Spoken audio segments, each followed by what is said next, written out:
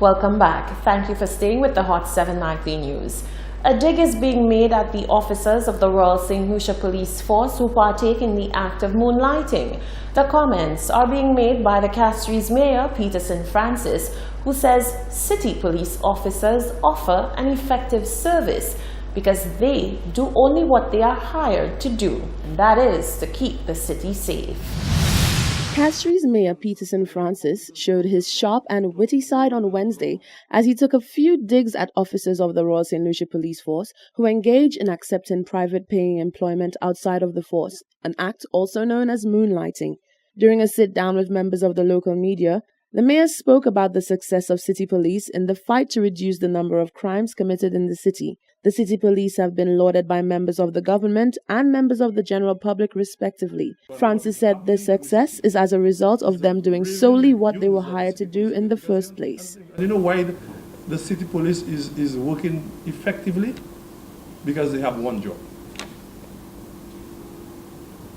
The city police has one job. What do you mean by the city police have one job? Yeah, the city police have one job. That's why you see the recordings that they could arrest somebody over the weekend and be in court, prepare the case files and so on. That's the same job the police have.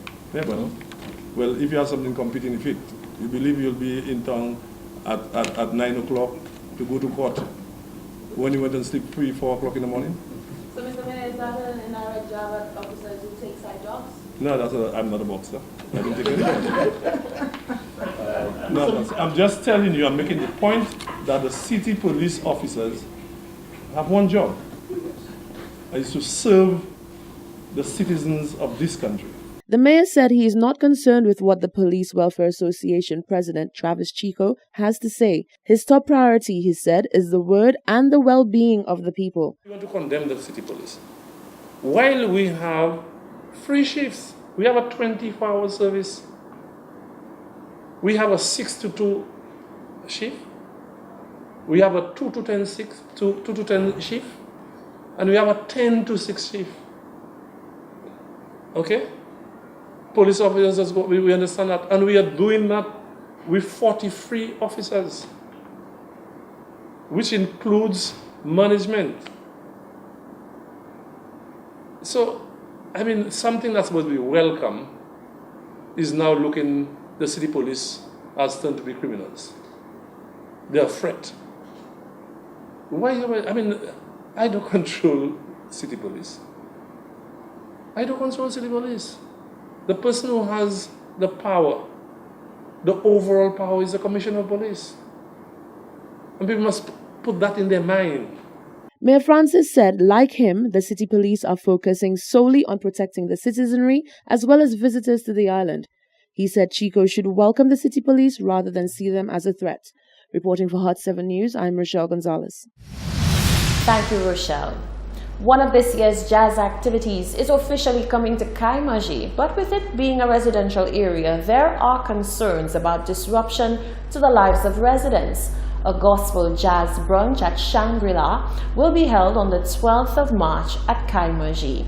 A marketing and sponsorship officer with events company St. Lucia, Layla Williams, says due to the close proximity to residential homes, events company St. Lucia is seeking dialogue with residents close to the venue to mitigate any inconvenience that the event could pose. Even before the show, long before the show, we must dialogue with the residents who may be affected by the noise, who may be affected by the traffic, the increased numbers in their neighborhood. So for goodwill, we are having a meeting next week Tuesday, which is April the 9th from 6 p.m. at the Lafayette Kaimaji Human Resource Center. And we're inviting all residents close to the venue or who may be impacted because of traffic regulations. We're inviting them to a meeting so that we can discuss what our plans are for the event, how they may be impacted, and also to get feedback from them as to what they see would be the inconveniences, how they can assist us in putting on the festival in a manner that is not going to really hinder too much their own movements and their own enjoyment of their personal space. So please come ahead, come to the meeting and let us discuss, let us talk, and hopefully we can iron out any possible issues which may arise later on. Again, that meeting will take place at the Kaimaje Lafayette Resource Center on Tuesday from 6 p.m. In other news, the music and festival scene in St. Lucia is one that has gained the island the reputation of being a culturally diverse haven.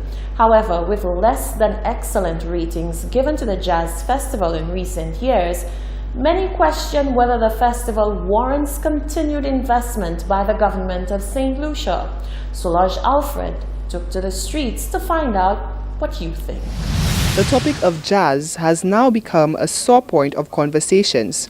With efforts to revamp and rename the festival fizzling flat, we wanted to know from members of the public, should the government of St. Lucia continue to invest in the jazz festival?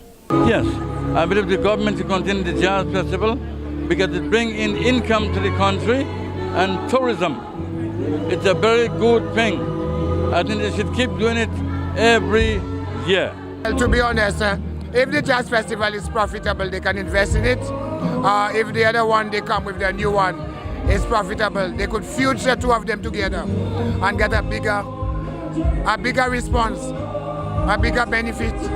Yes, it would be more beneficial if they fuse the two of them together, because there is enough space for them to do that. We have the whole year to give any amount of activities we want. More local artists and try and bring it back to the square, the 12 o'clock and how they used to have it before. Right now, jazz n'a pas really a benefit no, because nous pas même ni lunchtime jazz à la square encore. Là nous devons prendre pied nous délai, nous pas hen encore. So pour moi même, il pas obligé pomper plus là, because ça nous devons en avant nous pas ni encore. Jazz tout l'autre côté que la square pas derrière. Moi les ici petit jazz dans la square toujours. C'est seul les boss driver qui a un teacher, la square. Because nous là qu'à travailler toutes les. Put more money into it because they have it in the hotel sector, enjoying it for themselves. They should liberate it for the people of St. Lucia also and have it bring in some money, especially for the vendors. Thank you. There you have it, adding more weight to the conversation and sharing what they believe would be a viable option for a new and improved jazz festival. Reporting for Hot 7 News, I am Solange Alfred. Those were your views. Thank you very much, Solange. The former Vice President of the SLMDA, Dr. Paul Caslendor, is expressing concern over the progression of the St. Jude reconstruction project. He says the government needs to change its approach to the topic in order to get the project done properly. Rochelle Gonzalez reports. Former executive member of the St. Lucia Medical and Dental Association, Dr. Paul Caslendor, has voiced concerns over the progression of the reconstruction of the St. Jude Hospital. Dr. Lendor's concerns came amid declarations made by Vieux-Fort North MP Moses Jabatis, who during a press conference this week claimed that the hospital was being desecrated by construction equipment. Dr. Lendor said he believes the present administration needs to take a new approach in order for there to be true progression of healthcare in St. Lucia. We had a meeting with the Ministry of Health sometime towards the end of February. And at our discussion, we had asked to get involved in the whole reconstruction issue as it relates to St. Jude's. In other words, so that we can sit down with them, look at the plan, discuss the plan and the way forward. But as usual, the same trend continues. Things are happening, stakeholders are not getting involved, and it gives you the reason to believe that there are things to be hidden. Dr. Lendor continued on to say that the new approach, which is required, should involve the inclusion of all stakeholders, transparency, and a fair discussion of alternatives. This, he said, is the best way, rather than the current method of moving forward based on the decisions of a small number of individuals.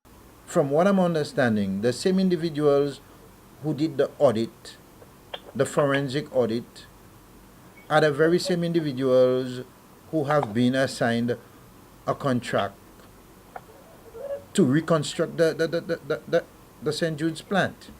So this gives reason to ask, isn't there something suspicious in that? And these are the things we need to prevent.